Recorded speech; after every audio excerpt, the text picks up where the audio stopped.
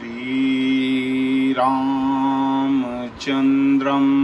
शरणं प्रपद्ये। श्रीरामभक्तं शरणं प्रपद्ये। श्रीराम जय राम जय जय राम। श्रीराम जय राम जय जय राम। श्रीराम जय राम जय जय राम। श्रीराम जय राम जय जय राम। मंगल भवन अमंगल हारी।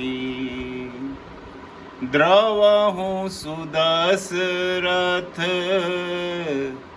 अजिर बिहारी। जय जय जय हनुमान गोसाई। कृपा करो गुरु देवकी नाई। जाने बिनु ना होई परतीति। बिनु परतीति होई नहीं प्रीति। प्रीति बिना नहीं भक्ति दिड़ाई। जिमि खगपति जल कै चिकनाई। श्री राम जय राम जय जय राम। श्री राम जय राम जय जय राम। श्री राम जय राम जय जय राम। श्री राम जय राम जय जय राम। जय सिया राम। आइए अब कुछ समय के लिए एकाग्र और शांत चित्त से महारानी कैकेयी की जो चरित्र में जो बड़ा ही विचित्र विरोधाभास है और जिसके कारण एक और मानस में उसकी भर्त्सना और निंदा की गई तथा दूसरी ओर उसकी वंदना भी की गई, इन दोनों पक्षों पर एक दृष्टि डालने की चेष्टा की जाए। जो सारा घटनाक्रम बीत रहा है उससे तो ऐसा लगता है कि कैकेयी जी तो अत्यंत गरिमामयी हैं, बड़ी उदार हैं, स्नेहशील हैं, किंतु मंथरा ने उन्हें परिवर्तित कर दिया, जिस बात की हम चर्चा कल कर रहे थे। मंथरा कैकेयी के मन की दुर्बलता को जानती है। कैकेयी के अंदर कहीं ना कहीं सात्विक अहंकार छुपा हुआ है, इस बात को मंथरा जानती है। मंथरा कैकेयी के महल में आती है और उस संक्रमण को लेकर आती है, उस रोग को लेकर आती है जिसको वो कैकेयी को देने में सफल भी हो जाती है। कैकेयी भी संक्रमित हो गई। मंथरा संक्रमण लेकर आई ही थी, उसका लक्ष्य भी यही था, उद्देश्य भी यही था कि आज मैं अपना कार्य करने में सफल हो जाऊं। मगर विचार अगर करें तो हम ये पाएंगे कि कमजोरी तो कहीं ना कहीं कैकेयी के चरित्र में भी रही होगी ना। रोग प्रतिरोधक जो शक्ति है वो कमजोर कैकेयी के भीतर में भी है, तभी तो उसने सामने वाले व्यक्ति का संक्रमण पकड़ लिया और खुद संक्रमित हो गई। इस बात का विचार हम एक दृष्टांत से कर सकते हैं कि मकान की ऊंचाई बहुत है, बहुत सुंदर मकान बना हुआ है, मगर जितनी मकान की ऊंचाई है उतनी ही उसकी गहराई भी होनी चाहिए।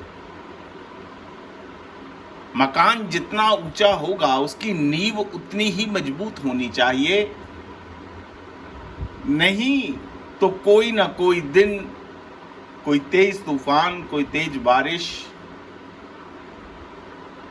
उस मकान को तहस नहस कर देगी अगर नींव के अंदर कहीं कमजोरी हुई तो। हालांकि नींव दिखाई नहीं देती, दिखाई तो मकान की ऊंचाई देती है, मगर मकान बनाने वाला इस बात को जानता है कि जितनी ऊंचाई है अगर उसकी उतनी गहराई मजबूत ना हुई तो एक ना एक दिन इसका समय से पहले ही पतन हो जाएगा, ये गिर जाएगी, ये ढह जाएगी, तहस नहस हो जाएगी। मंथरा भी शायद इस बात को जानती थी कि भगवान राम के प्रति जो ये प्रेम मां कैकेयी इतना दिखाती है, जो इसने इतना ऊंचा भवन और भव्य भवन इस बात का तैयार कर रखा है कि वो राम को बहुत प्रेम करती है, बहुत प्रेम करती है,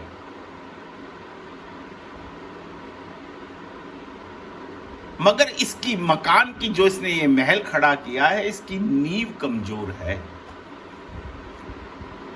इसने जो भगवान राम के प्रति वात्सल्य का भवन खड़ा कर रखा है इसको गिराया जा सकता है। मंथरा के मन के भीतर ये बात प्रबल थी और वो उस काम के अंदर सफल भी हो गई।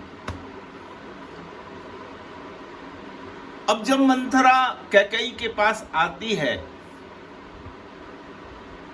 आते ही उसने सबसे पहले बात क्या की,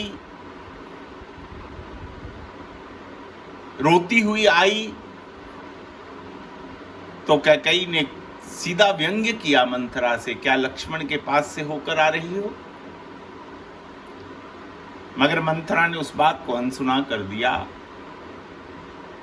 उसने कहा कि अब तो राम युवराज होने जा रहे हैं, बस अवध के अंदर राम ही कुशल हैं, बाकी तो सब। कैकेयी ने कहा अच्छा राम युवराज होने जा रहे हैं। बहुत प्रसन्न हुई कैकेयी, बहुत प्रसन्न हुई। तू बोल मंथरा, तुझे आज क्या दूं? तुझे मुंह मांगा इनाम में दूंगी, तू बोल तुझे क्या चाहिए? मगर मंथरा जो लोभ की प्रवृत्ति है, महालोभी होते हुए भी आज उसने इस इनाम लेने की बात को भी अनसुना कर दिया, कोई उस बात की तरफ ध्यान नहीं दिया।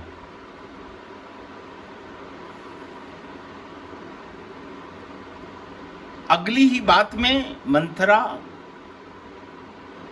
राम के विरुद्ध बोलने शुरू हुई, विरुद्ध।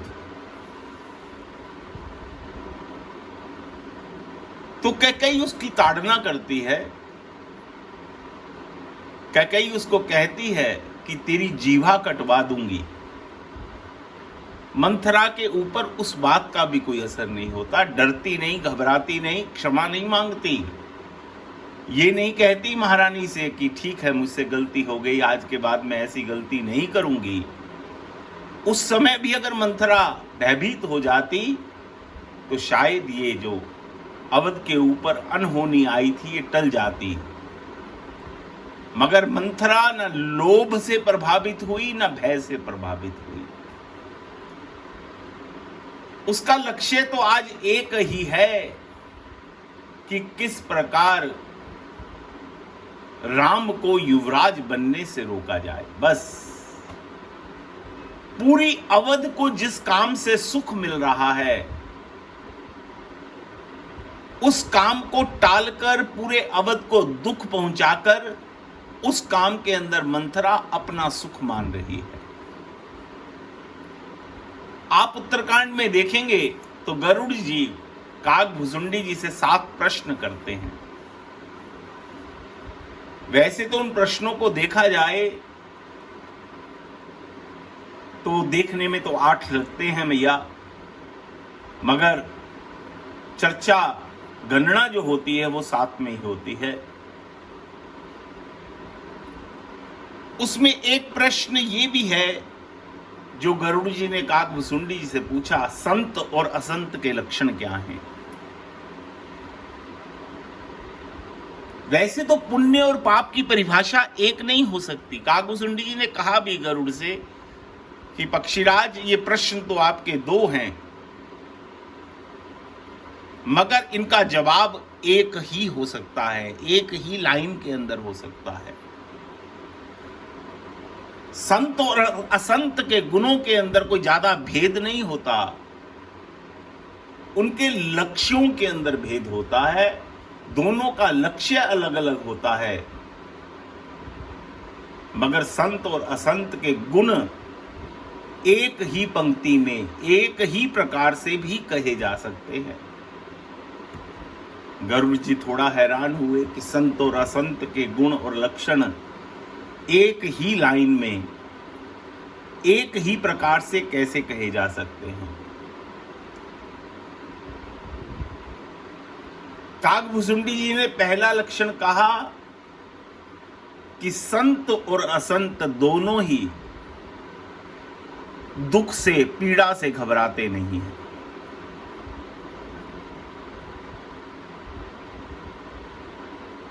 गरुड़ जी ने पूछा ये कैसे, तो काकभुसुंडी जी बोले कि ना संत पीड़ा लेने से घबराता है ना असंत पीड़ा लेने से घबराता है, मगर दोनों का उद्देश्य अलग अलग है, दोनों का लक्ष्य अलग अलग है। संत तो यह सोचकर पीड़ा खुद ले लेता है कि पर पीड़ा सम नहीं अदमाई, पर हित सरिस धर्म नहीं भाई, कि दूसरे का हित हो जाए, दूसरा सामने वाला व्यक्ति सुखी हो जाए, मेरे ऊपर भले ही जितनी मर्जी पीड़ा आ जाए मैं उस पीड़ा को स्वीकार करने को तैयार हूं, मगर सामने वाले व्यक्ति की पीड़ा किसी प्रकार से टल जाए और वो सुखी हो जाए। ये तो संत का लक्षण है। मगर असंत का लक्षण क्या है? असंत कहता है कि सामने वाले आदमी को ये पीड़ा पहुंचानी है, उसके बदले में मुझे कितनी भी पीड़ा मिल जाए मैं उसको लेने के लिए तैयार हूं। अवध के अंदर श्री भरतलाल जी से बड़ा कोई संत नहीं है और मंथरा से बड़ी कोई असंत नहीं।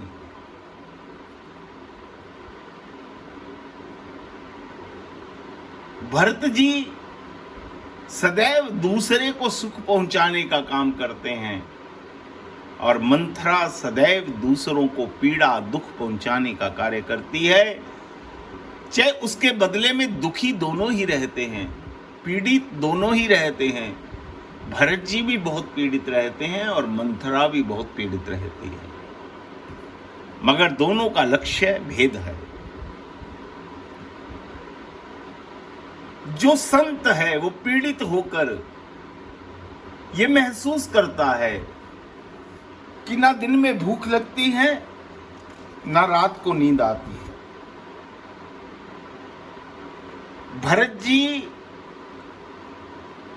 इस पीड़ा के अंदर, इस इच्छा के अंदर कि किस प्रकार से राम राज्य की स्थापना हो जाए, तुलसीदास जी लिखते हैं, निसी न नींद नहीं भूख दिन, भरत बिकल सुचि सोच, नीच कीच बिच मगन जस मीन ही सलिल संकोच। भरत जी को ना दिन में भूख लगती है, भोजन अच्छा लगता है, न रात को नींद आती है। किस चिंता में? इस चिंता में कि किस प्रकार अवध के अच्छे दिन आ जाएं, अवध में राम राज्य की स्थापना हो जाए, भगवान राम अवध में वापस आ जाए। और मंथरा क्या कहती है? क्या कैसे? मंथरा कहती है कि जिस दिन से मैंने सुना है कि राम युवराज बनने वाला है, मेरी तो न दिन में भूख लगती है, न रात को नींद आती है। देखो, एक राम राज्य बनाने के लिए नहीं सो पाता और एक राम राज्य बिगाड़ने के लिए नहीं सो पाता। जो राम राज्य को बिगाड़ना चाहता है वो असंत का लक्षण है, और जो राम राज्य बनाना चाहता है वो संत का लक्षण है। जीवन के अंदर अपनी पहचान एक जीव की पहचान जो जीव खुद कर सकता है, वो सामने वाला कभी कोई नहीं कर सकता। मुझको मेरा जितना पता है वो सामने वाले को नहीं पता साहब। जितना मैं अपने बारे में जान सकता हूं, उतना कोई भी व्यक्ति दूसरा, चाहे आपके वो कोई कितना भी नजदीक हो, वो आपके बारे में जान नहीं सकता। कुछ ना कुछ भेद जीवन में ऐसे होते हैं जो जीव अपने जन्म के साथ लेता है और मृत्यु के साथ साथ ही ले जाता है। वो पूरा जीवन पर्यंत कभी किसी के आगे उन भेदों को खोल नहीं पाता। इसलिए सबसे ज्यादा जीव की जो पहचान होती है वो जीव खुद को होती है, सामने वाले को नहीं होती। अपनी महल की गहराई कितनी है वो बनाने वाले को मालूम है कि मेरे मकान की गहराई कितनी है, ये कितना खतरा झेल सकती है। इसी प्रकार मेरे में कितने गुण हैं, मेरे में कितने अवगुण हैं, ये मुझसे ज्यादा कोई नहीं जान सकता भैया। और आदमी को अपना ये दर्पण खुद देखते रहना चाहिए और समय अनुसार, भक्ति अनुसार, सत्संग अनुसार उसको जानते रहना चाहिए।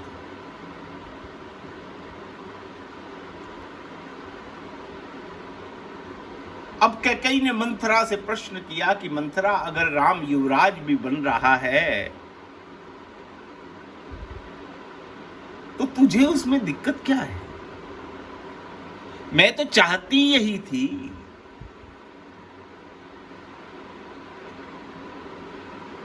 कि राम ही राजा बने, क्योंकि मैं राम से बहुत प्रेम करती हूं। मंथरा बहुत चतुर है, बहुत चतुर है। आज पूरी तैयारी से आई। मंथरा ने कहा कैकेयी अम्बा से कि ठीक है महारानी,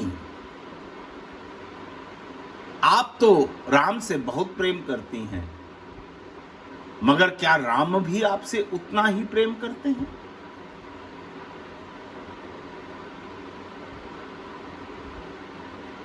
ये बात मंथरा ने क्यों कही? इस बात को नारद भक्ति सूत्र से समझना पड़ेगा, जिसकी चर्चा मानस में भी है और भागवत में भी है। भगवान राम की दो सौतेली माताएं हैं, एक मां कैकेयी और एक मां सौमित्रा।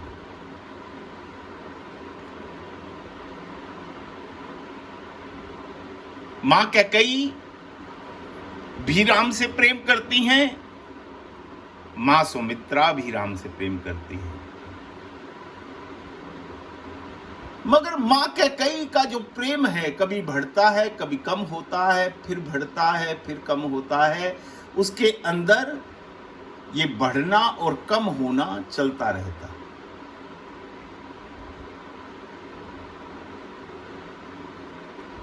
मगर सुमित्रा का प्रेम प्रतिदिन बढ़ता है, प्रतिदिन बढ़ता है। जितना आज है अगले दिन उससे थोड़ा अधिक है। अनुदिन बढ़ही अनुग्रह तोरे, कि हे प्रभु। अब नारद भक्ति सूत्र क्या कह रहा है कि प्रेम दृढ़ कब होगा? दो चीजें हैं इसमें, एक तो भगवान से प्रेम होना और दूसरा भगवान की महिमा को जानना। अगर हम भगवान की महिमा को जानकर भगवान से प्रेम करते हैं तो हमारा प्रेम दृढ़ होगा, मजबूत होगा। और बिना जाने, बिना उसमें श्रद्धा बनाए अगर हम प्रेम करते हैं तो वो प्रेम शायद कैकई जैसा ना हो जाए कि किसी की बात सुनकर, जो आज तक मां कैकई विधाता से बार बार ये बात कहती थी कि हे ब्रह्मा, अगले जन्म में तो राम का जन्म मेरी कोख से होना चाहिए, मां कौशल्या की कोख से नहीं। इतना प्रेम करती है। और वही मां कैकई कुछ देर के बाद ही राम को 14 वर्ष का वन का वास दे देती है। इसके पीछे भेद यही है कि सुमित्रा तो जानती है, ब्रह्मानस में चर्चा आती है कि सुमित्रा तो जानती है कि राम साक्षात ईश्वर हैं। तभी तो वो लखनलाल जी को कहती हैं कि तेरे पिता राम हैं क्योंकि वो सबके पिता हैं। तेरी मां वैदेही हैं क्योंकि वो जगत जननी है। उन्होंने राम और जानकी को पहचान लिया है, पहचान कर प्रेम किया है, तो उनका प्रेम सुदृढ़ है, मजबूत है। उनकी प्रेम रूपी जो इमारत है वो बहुत मजबूत है, उसमें ऊंचाई भी बहुत है और गहराई भी बहुत है। भगवान से प्रेम करना आपके भवन की ऊंचाई है, भगवान को जानना ये आपके भवन की गहराई है। मगर कैकई अम्बा की ऊंचाई तो बहुत सुंदर है, ऊंचाई तो भव्य है, ऊंचाई तो अच्छी है। वो राम से प्रेम तो करती है मगर राम को पहचानती नहीं। ये नहीं जानती कि ये ईश्वर है। नहीं तो मंथरा से कह देती उसी समय। मंथरा ने जब ये प्रश्न किया मां कैकई से कि महारानी आप जानती हैं कि राम कौन है, जानबूझकर प्रश्न किया मंथरा ने ये। मंथरा कैकई की उस दुर्बलता को जगाना चाहती थी। कैकई के मन के अंदर जो दुर्बलता छुपी हुई है उसको आज जगाना चाहती थी। कैकई ने कहा, हां मैं जानती हूं राम बहुत चरित्रवान है, राम मुझे भरत से भी अधिक प्रेम करते हैं। बस इतने ही गुण बता पाई। उनके मुख से ये नहीं निकला कि मैं ये भी जानती हूं कि राम ईश्वर है और मंथरा ईश्वर का ही युवराज बनना हम सबके भले में है। ये बात अगर कैकई कहती तो मंथरा चुप हो जाती, उसके बाद उसके पास कोई आगे प्रश्न ना होता। मगर कैकई खुद जानती ही नहीं कि राम ईश्वर है।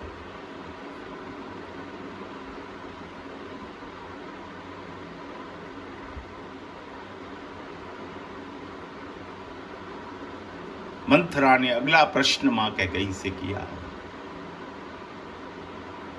कि एक बार आप मुझे बताएंगी कि राम आपसे कितना प्रेम करते हैं? कैकई ने कहा, हां मंथरा, राम मुझे मां कौशल्या से भी अधिक प्रेम करते हैं, मां कौशल्या से भी अधिक प्रेम करते हैं। और मैंने इस बात की कई बार परीक्षा भी ले रखी है। अब मंथरा अंदर से बहुत प्रसन्न हो गई कि इसकी दुर्बलता जो मैं प्रकट करना चाहती थी वो प्रकट हो गई। कभी इसको राम के प्रेम के प्रति संदेह उत्पन्न हुआ होगा तो परीक्षा ली होगी ना। जब संदेह उत्पन्न नहीं होता तो जीव परीक्षा नहीं लेता साहब। कैकेयी अगर अपने मुख से खुद से कह रही है कि मैंने राम की कई बार परीक्षा लेकर भी देखा है कि राम कौशल्या से अधिक प्रेम मुझसे करता है, ये अहंकारी व्यक्ति की पहचान है। वो बार बार सामने वाले को टटोलता रहता है, उसकी परीक्षा लेता रहता है, उसको अपने सम्मान की बहुत भूख होती है, बहुत भूख होती है। आप किसी भूखे को भोजन करा दो, वो प्रसन्न हो जाता है,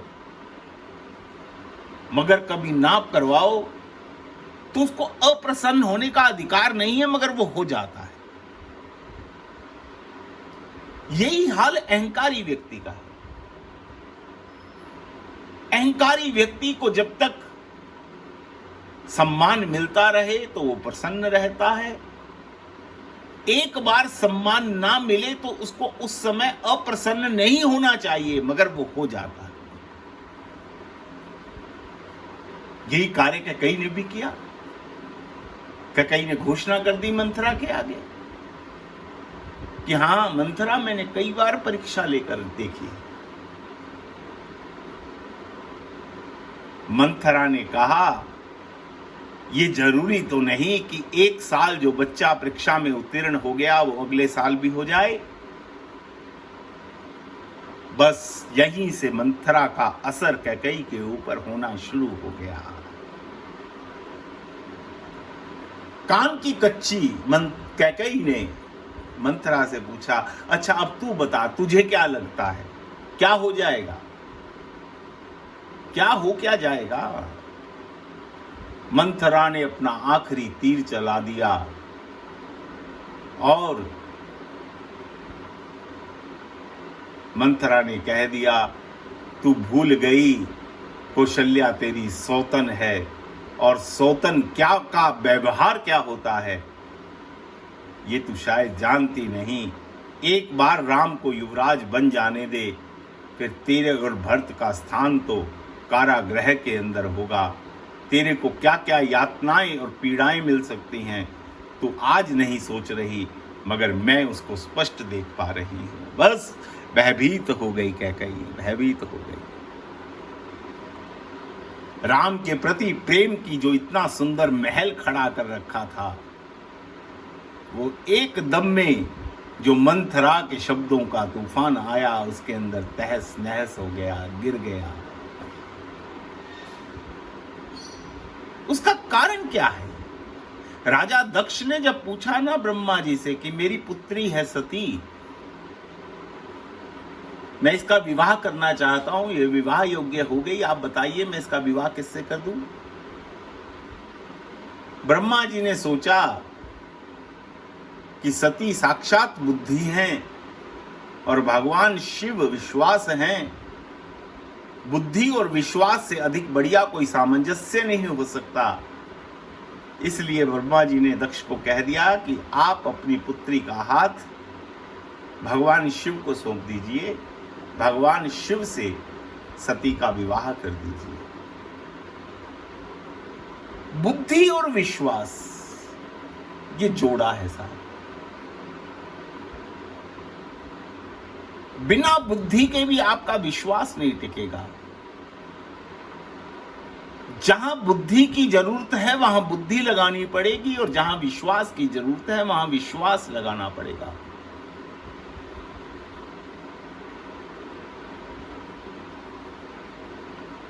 जानना पड़ेगा।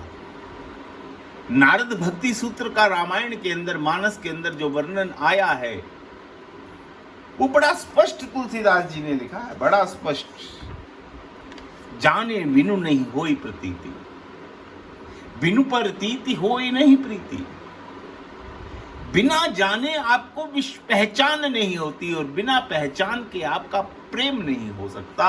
अगर बिना जाने पहचाने अगर प्रेम होता है तो वो टिकाऊ नहीं होता साहब, खत्म हो जाता। होता है पहली नजर में प्रेम हो गया, लोग कहते हैं ना, वो प्रेम टिकता नहीं साहब। वो प्रेम कुछ दिन के, वो प्रेम नहीं होता, सही मायने में काम वासना होती है। तभी तो किसी तीर्थ में जाओ, भगवान राम गंगा के किनारे गए हैं, तीर्थ में जाकर तीर्थ की महिमा तो सुनो कि तीर्थ की महिमा क्या है। गंगा जी के किनारे गए तो क्या भगवान राम गंगा की महिमा नहीं जानते? फिर भी विश्वामित्र जी से गंगा की महिमा पूछते हैं, विश्वामित्र जी सुनाते हैं, फिर भगवान राम प्रणाम करते हैं, स्नान करते हैं, ध्यान करते हैं, दान करते हैं और फिर आगे बढ़ते हैं। जानना थोड़ा सा जरूरी है। जाने बिनु नहीं होए प्रतीति, बिनु प्रतीति न होए न प्रीति, और प्रीति बिना नहीं भक्ति दृढ़ाई। और जब तक प्रीति नहीं होगी, ये दो चीज हैं साहब, जैसे बुद्धि और विश्वास, वैसे ही नीति और प्रीति।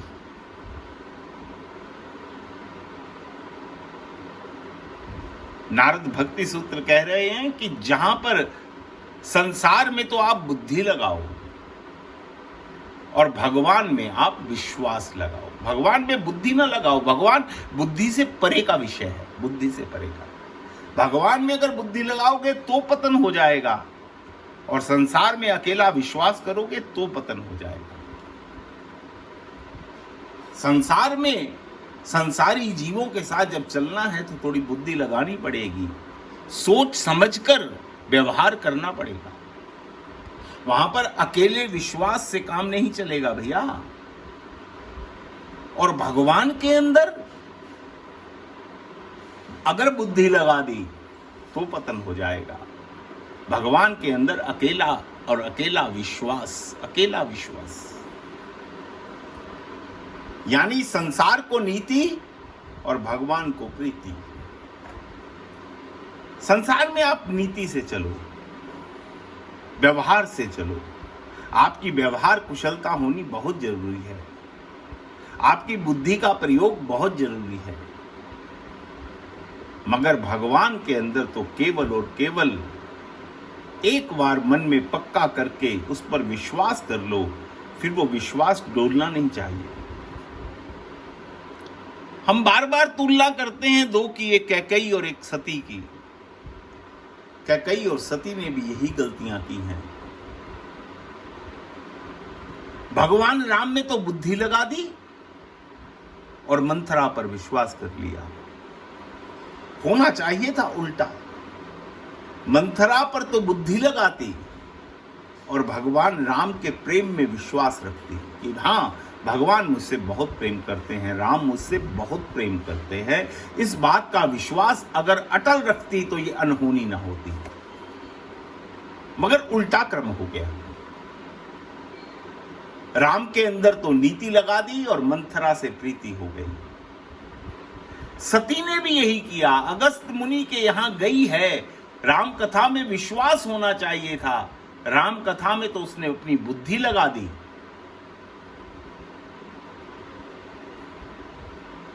राम कथा के अंदर तो उसने बुद्धि लगा दी, विश्वास नहीं किया। जब बुद्धि नहीं लगाई, विश्वास नहीं किया, कथा सुनकर आए, भगवान शिव के मन में ये आया कि राम कथा सुनी है, कहीं हमारे सच्चिदानंद के दर्शन भी हो जाएं तो मन की प्रबल इच्छा जो जग रही है अंदर से पूर्ण हो जाए। उसी समय भगवान राम उस समय लीला कर रहे थे, जानकी जी को खोज रहे थे। वो दृश्य भगवान शिव के आगे समक्ष चित्रित हो गया और भगवान शिव ने दंडवत करते हुए भगवान राम को प्रणाम किया, सच्चिदानंद कहते हुए प्रणाम किया। सती ने सती को यहाँ पर विश्वास करना चाहिए था, मगर यहाँ पर भी बुद्धि लगा दी।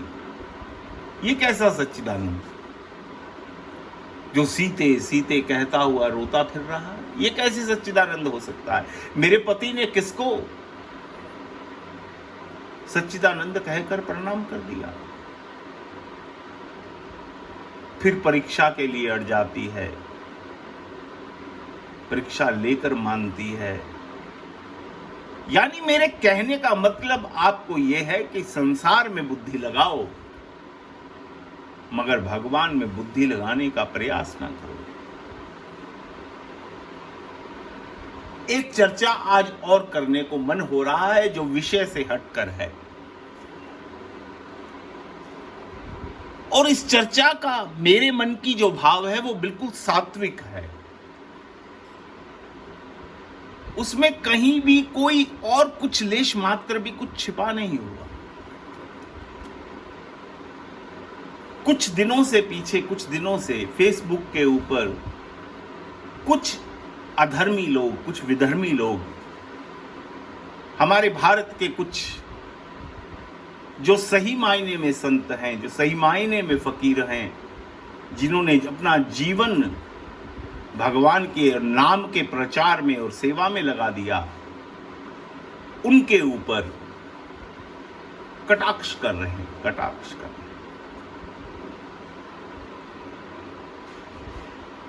जिनमें से एक बापू भी हैं जो बापू के ऊपर कटाक्ष कर रहे हैं। और कटाक्ष भी क्या है कि ये हरि कथा के अंदर, राम कथा के अंदर आली मोला क्यों गाते हैं, इस बात को लेकर बहुत भद्दी बातें फेसबुक के ऊपर लिखी गई। हमारी थोड़ी बहुत निष्ठा है बापू के अंदर, तो हमसे वो पढ़कर बर्दाश्त नहीं हुआ, मगर मैंने अपने आप को रोक कर रखा, कहीं पर कोई कमेंट नहीं किया।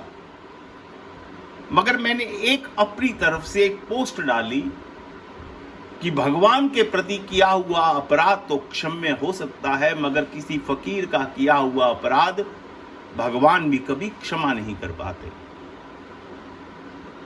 उसके ऊपर कई तरह के कमेंट, अच्छे कमेंट, सब सात्विक कमेंट आने लगे। दो व्यक्तियों ने ऐसा कमेंट किया जिनको मैं जानता नहीं, कि अगर आप फकीर की जगह संत शब्द का इस्तेमाल करते तो ज्यादा अच्छा होता। मेरे दिमाग में आया कि ये संत और फकीर का जो भेद कर रहे हैं वो इस कारण से कर रहे हैं कि अगर हम फकीर का मतलब समझें तो फकीर एक उर्दू शब्द है। मुसलमानों के अंदर संत को फकीर कहा जाता है, इसलिए कह रहे हैं कि फकीर की जगह संत का। उनके मन का भाव क्या था मैं नहीं जानता, मगर मेरे मन में ये भाव आया कि शायद यहाँ पर भी कुछ हिंदू मुसलमान हो गया और इसलिए ये ऐसा लिख रहे हैं। एक व्यक्ति ने जो हमारा जानकार भी है हमारा, उसने उसके आगे ये क्वेश्चन कर दिया कि आप कृपया करके मेरा मार्गदर्शन कीजिए कि संत और फकीर में अंतर क्या होता है। और हमारे ही एक धर्म प्रेमी व्यक्ति ने उसके ऊपर लिख दिया कि संत और फकीर में भेद तो होता है, मगर इसके ऊपर बैठकर चर्चा हो सकती है। और हम शाम को नित्य प्रति इतने से इतने चर्चा करते हैं, आप उस चर्चा में आओ तो हम इसके ऊपर संवाद कर सकते हैं।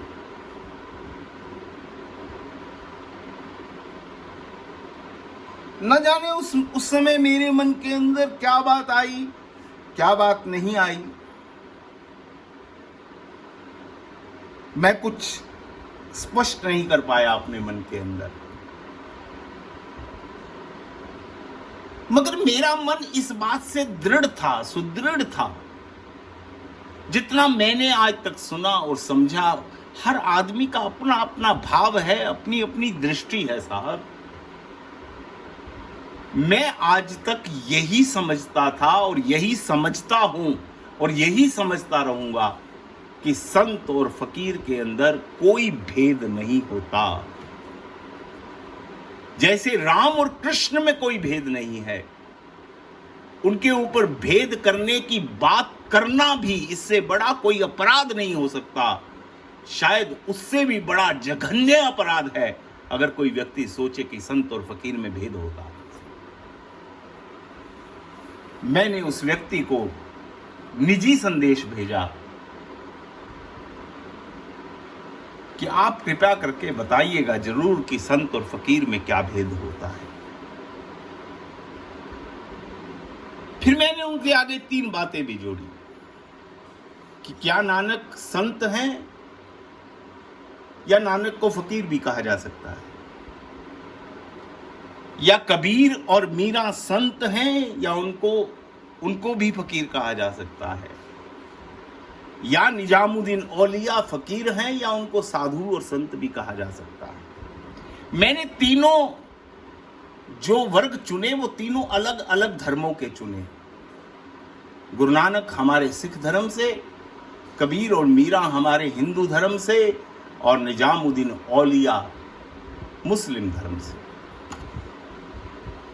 साहब, अगर एक बार निजामुद्दीन औलिया का जीवन आप पढ़ लो,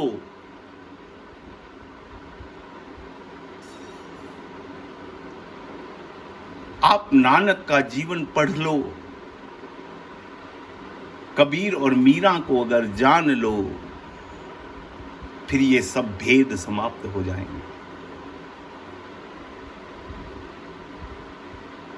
मैंने उनको कहा कि आप आज शाम जो आप बैठक करते हैं, चर्चा करते हैं, उसमें जवाब दीजिएगा, और उन्होंने जवाब दिया भी। उन्होंने जो जवाब दिया वो ये कहा, कुछ बातें जो उन्होंने पहले कही वो मेरे समझ में नहीं आई, मैं नहीं जानता, क्योंकि मैंने सीधी सादी आज तक एक मानस के अलावा कुछ पढ़ा ही नहीं, कुछ सुना ही नहीं। मैं कुछ मानस के बाहर जाकर मेरे से कोई कभी चर्चा करनी चाहे तो मैं श्रवण कर सकता हूं, उसके ऊपर चर्चा नहीं कर सकता, क्योंकि वो मेरा क्षेत्र ही नहीं है। मैंने जितना भी थोड़ा बहुत मेरी बुद्धि के अंदर जो समझ है, जो थोड़ी बहुत मेरी बुद्धि के अंदर पड़ी है, वो तो कुछ मानस है, बस उसके अलावा और कुछ नहीं। ये मेरी कमजोरी है। उन्होंने वेदों से, शास्त्रों से कई प्रकार की बातें बताई, मगर वो मुझे समझ नहीं आई। मगर अंत में उन्होंने एक जो निचोड़ कहा वो ये कहा कि संत और फकीर में भेद तो है, मगर भेद क्या बताया उन्होंने कि फकीर जो है वो तो एक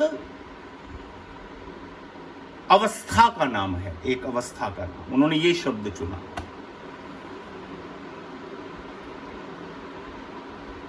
मेरी एक जिज्ञासा यहां से बढ़ती है, शुरू होती है कि अगर फकीर अवस्था का नाम है, ये 100% सत्य बात है, मैं भी मानता हूं इस बात को कि फकीर होना एक अवस्था की बात है, तो क्या एक संत होना अवस्था की बात नहीं है? फिर भेद कहां रहा? फकीर और संत दोनों ही अवस्था की बात है। भगवान होना भी एक अवस्था की बात है। मां की कोख से जब बच्चा पैदा होता है, कोई नहीं कहता उस समय, दाई ये नहीं आकर कहती कि तेरे यहां संत पैदा हुआ है, तेरे यहां फकीर पैदा हुआ है, या तेरे यहां भगवान पैदा हुआ है। दशरथ पुत्र जन्म सुनिकाना। भगवान राम के परिप्रेक्ष्य में क्या कहा गया? दासियों ने आकर क्या संदेश दिया राजा दशरथ को कि मां कौशल्या के यहां पुत्र ने जन्म लिया है, पुत्र जन्म लेता है। ये सब अवस्था बाद में बनती है कि कोई संत हो गया, कोई फकीर हो गया, कोई असंत हो गया, या कोई भगवान हो गया। उन्होंने कहा फकीर तो अवस्था का नाम है और संत तो विभूति है। विभूति की मैं जितनी परिभाषा समझता हूं, उसके मुताबिक मेरे मन में एक जिज्ञासा ये उठती है कि क्या फकीर विभूति नहीं है? क्या फकीर विभूति नहीं है? अरे साहब, सही मायने में खोजने जाओगे ना, संत और फकीर वैसे तो दोनों एक हैं, इनमें कहीं भेद नहीं है, मगर फकीर संत से बहुत ऊंची चीज होती है, बहुत ऊंची चीज होती है। संत को तो रहने के लिए फिर आश्रम चाहिए, छत चाहिए, उसके जीवन में कई नियम उसने पाल रखे हैं, मगर फकीर को कुछ नहीं चाहिए। फकीर को तो कोई गुदड़ी उड़ा जाए तो वो गुदड़ी ओढ़ लेता है, और कोई दोशाला दे जाए कीमती बेशकीमती तो वो भी ओढ़ लेता है। किसी ने फकीर से प्रश्न किया कि फकीर के शरीर के ऊपर इतनी बेशकीमती शाल आपने क्यों स्वीकार कर ली? फकीर कहता है कि मेरा मालिक, मेरा दाता मुझे आज इस शॉल में देखना चाहता है, तभी तो उसने भेजा है। अगर उसको मुझे इस शॉल में देखकर प्रसन्नता हो रही है तो मैं क्यों मना करूं? मेरे शरीर की कोई जरूरत नहीं है, मेरे जीवन की कोई जरूरत नहीं है साहब।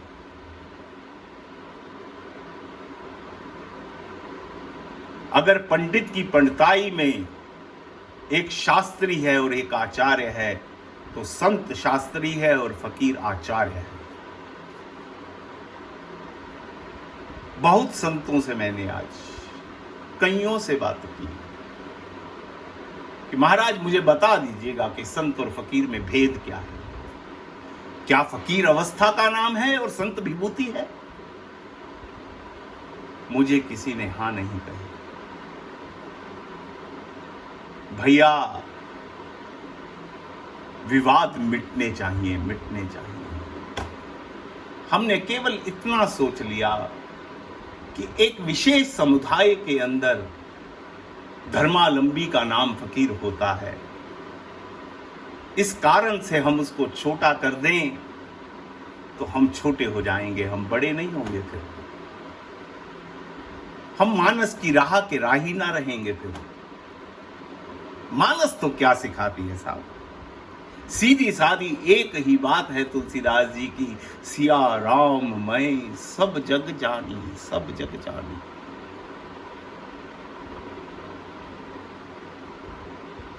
करहूं प्रणाम जोरी जुग पानी। मुझे किसी से कोई कुछ नालेश मात्र कोई बात है ना, मैं किसी के प्रति कोई बात रखना चाहता हूं मन के अंदर, और ठाकुर जी से प्रार्थना करता हूं कि अगर कोई शेष है भी तो उसको समाप्त कर देना।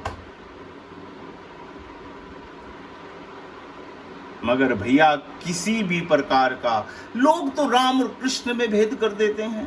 अगर हम उस तर्क बुद्धि से चलें तो सैकड़ों भेद मैं आपको गिनवा सकता हूं कि क्या क्या भेद राम और कृष्ण में हैं, मगर मेरा पतन हो जाएगा अगर मैं राम और कृष्ण में भेद की बात करने जाऊंगा।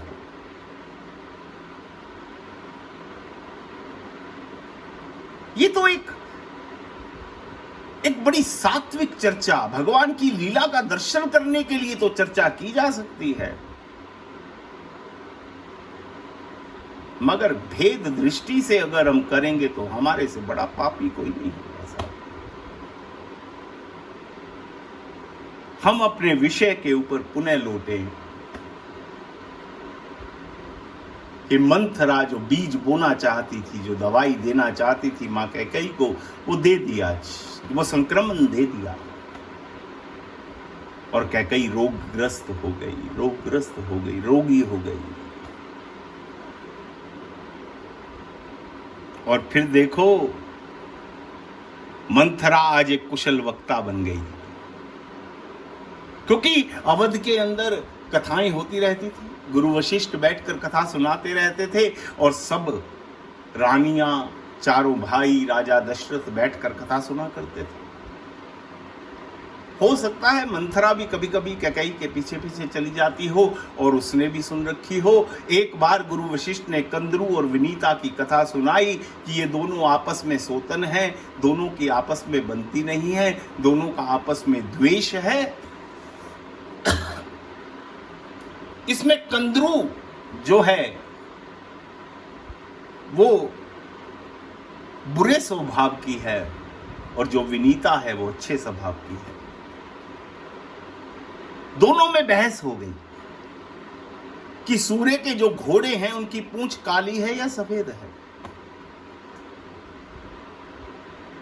विनीता कहती है कि सफेद है, कंदरू कहती नहीं काली है तो सफेद ही, मगर कंदरू ने उसको उलझाने के लिए कह दिया कि काली है। और दोनों में शर्त क्या लग गई कि जाकर देखेंगे, जो हार गया वो पूरा बाकी जीवन दूसरी की सेवा करेगा, दासी बनकर रहेगा। दोनों चली गई। कंदरू के पुत्र जो हैं वो सर्प हैं, और सर्प क्या होते हैं? संशय। कंदरू ने अपने पुत्रों को आदेश दिया कि जाकर सूर्य के जो रथ के घोड़े हैं उनकी पूंछ से लिपट जाओ ताकि पूंछ काली नजर आए। सर्प लिपट गए, मां का हुक्म माना। विनीता शर्त हार गई और सारी जिंदगी उसको कंदरू की सेवा करनी पड़ी। समय पाकर विनीता के यहां एक पुत्र जन्म लिया जो गरुड़ था, और गरुड़ ने जब इस सारी कथा को जाना तो उन्होंने धीरे धीरे उन सर्पों को खाना शुरू किया और घोड़े की पूंछें फिर सफेद दिखाई देने लगी। तब वो कंदरू की उस दासत्व से विनीता मुक्त हुई। ये कथा वशिष्ठ मुनि ने राम दरबार के अंदर, उस अयोध्या के दरबार के अंदर सबको सुनाई थी। और वहां का ये प्रचलन था कि भगवान राम बाद में बैठकर, चारों भाई बैठकर उसके ऊपर मनन किया करते थे, चिंतन किया करते थे, मंथन किया करते थे। और कथा सुनने का भाव भी यही होना चाहिए कि कथा सुनने के बाद उसके ऊपर विचार जरूर होना चाहिए। भगवान राम आज भी विचार कर रहे हैं। तीनों भाई बैठे हैं, भरत, लक्ष्मण और शत्रुघ्न। भगवान राम पूछते हैं तीनों भाई से कि आज की कथा का आप क्या मतलब निकालते हैं। भरतलाल जी ने कहा, प्रभु आप ही बता दीजिए। भगवान राम ने कहा, अच्छा सुनो, मुझसे सुनो, मैं सुनाता हूं। मैंने जो भावार्थ समझा वो ये है कि जो कंदरू है वो कुमति है, जो विनीता है वो सुमति है। कंदरू के जो पुत्र सर्प हैं वो संशय हैं, और संशय को देखकर विनीता धोखे में आ गई। और जब विनीता के यहाँ गरुड़ पुत्र पैदा हुआ, गरुड़ क्या है? गरुड़ विचार है। जब सद्विचार उत्पन्न होता है तो ये संशय रूपी सर्पों को वो मार देता है, और सुमति फिर दोबारा कुमति के उस कैद से रिहा हो जाती है। पूरी आध्यात्मिक दृष्टि से भगवान राम ने उसका मतलब निकाला, क्योंकि भगवान राम तो मोक्ष हैं, उनकी जैसी दृष्टि होगी वो उसी हिसाब से मतलब निकालेंगे। अब भरत जी से कहा कि भरत जी आप बताइए, आपने क्या मतलब निकाला। भरत कहते, प्रभु जितनी बातें आपने कह दी मैं उतनी तो नहीं जानता। मैं तो सीधी सादी एक ही बात जानता हूं। जब कंदरू ने अपने पुत्रों सर्पों का हुक्म दिया था कि जाकर घोड़े की पूंछों से लिपट जाओ, तो पुत्रों को उस समय चाहिए था कि ये कार्य ठीक नहीं है, और माँ की बात को मानना नहीं चाहिए था, उनको जाकर लिपटना नहीं चाहिए था। अगर माँ बाप भी हमको धर्म से भटकाएं तो माँ बाप की बात को भी मानना नहीं चाहिए। मेरी समझ में तो यही बात आई है। अब शत्रुघ्न जी से पूछा कि शत्रुघ्न जी आप बताइए कि आपने क्या सीखा। शत्रुघ्न जी कहते, मैं तो प्रभु इस बात पर हूं कि कंदरू और विनीता ने आपस में बहस ही क्यों की कि घोड़े की पूंछ सफेद है या काली। अगर विनीता सुमति है तो उस समय उसको मौन हो जाना चाहिए था, चुप हो जाना चाहिए था। अगर वो चुप हो जाती तो ये कहानी आगे ही ना बढ़ती, ये घटना घटित ही ना होती।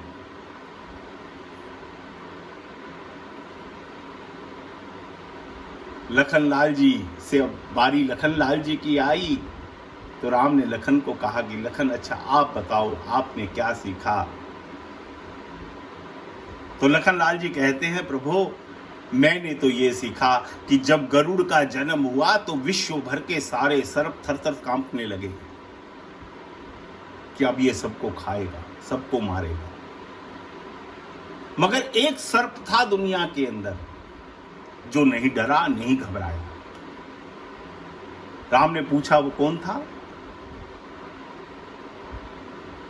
तो लखनलाल जी ने कहा अपनी तरफ इशारा करते, वो मैं था, मैं। शेषनाग के अवतार है ना। तो राम ने पूछा भैया तुम क्यों नहीं डरे, तुमको घबराहट क्यों नहीं हुई? तो प्रभु कैसी बात करते हो, मैं कैसे डर सकता हूं? मेरे हृदयासन पे नारायण विराजते हैं, आप विराजते हो। अगर मैं भी डर गया तो बस फिर बन गई बात। मैं नहीं डरता। और मैंने इस कहानी से ये सीख भी ले ली कि कुछ भी हो जाए मैं कभी प्रभु का साथ नहीं छोड़ सकता। अगर प्रभु का साथ है तो उसको कोई मार नहीं सकता, उसको फिर कोई कभी भयभीत नहीं हो सकता। ये कथा आज एक कुशल वक्ता बनकर मंथरा कैकई को सुनाती है। कैकई, तेरे को याद है ना, गुरु वशिष्ठ ने उस दिन ये कथा सुनाई थी। तो कैकई ने प्रश्न किया कि अच्छा मंथरा, तूने इस कथा से सुनाने का क्या भाव है और तूने क्या सीखा? मंथरा कहती है, मैंने तो ये सुना कि सीखा कि जीवन के अंदर सोतन नहीं होनी चाहिए। सोतन हो तो वो ऐसे ही दुख देती है जैसे कंदरू ने विनीता को दिया, और तेरा हाल भी आने वाले समय में यही होना चाहिए। साम दाम दंड भेद मंथरा ने आज सारे उपयोग करके कैकई को राम से अलग कर दिया। वो राम जो कैकई के सबसे करीब हैं, जो कैकई के राम हैं, जो कैकई राम से बहुत प्रेम करती है और राम कैकई से बहुत प्रेम करते हैं, मगर बुद्धि और विश्वास सब जब डोलता है, इसका इस्तेमाल जब उल्टा पुल्टा हो जाता है, तब ऐसी घटना घटित हो जाती है। जीवन में सावधान रहिएगा। संसार के अंदर नीति और भगवान के अंदर प्रीति। संसार में बुद्धि लगाओ, भगवान के पास तो बुद्धि फटकने भी मत दो। केवल और केवल विश्वास। काग भुसुंडी जी बट के नीचे बैठकर राम कथा करते हैं, क्योंकि बट वृक्ष जो है वो विश्वास का प्रतीक है। विश्वास की छाया में बैठकर ही राम कथा हो सकती है, और कोई दूसरा स्थान नहीं साहब, कोई दूसरा स्थान नहीं। इसलिए सदैव सदैव जब भगवान के समक्ष हैं तो दृढ़ विश्वास, और जब दुनिया के समक्ष हैं तो नीति से सोचना भी अनिवार्य है। इसलिए भैया, समय समय पर फैसला आपको करना है, और ये फैसला करने का विवेक और बुद्धि कहाँ से मिलेगी? ये केवल और केवल सत्संग से मिलेगी, और सत्संग हरि कृपा से मिलेगा। इसलिए प्रभु से कृपा मांगते रहिए कि हम राम के बनकर रहें, हमारा जीवन काम का ना हो जाए, हमारा जीवन सदैव और सदैव राम का रहे। इसलिए इसी प्रार्थना के साथ आपके अच्छे स्वास्थ्य की कामना करता हुआ, विश्व मंगल की कामना करता हुआ, मैं आपसे आपको मेरा दंडवत प्रणाम। मेरे किसी भी शब्द से किसी को कोई भी दुख पहुंचा हो तो मैं दोनों हाथ जोड़कर गोविंद की, ठाकुर श्री नवनीत प्रियालाल जी की हाजिरी के अंदर उससे क्षमा मांगता हूँ। मेरे हृदय में कुछ नहीं, मगर धर्म बहुत खुला आसमान होना चाहिए। बस इसको छोटा ना करो। कोई कुछ करता रहे, हम अपनी नींव पर खड़े हैं। बस हम सनातन संस्कृति के हैं, जो सबसे प्राचीन है।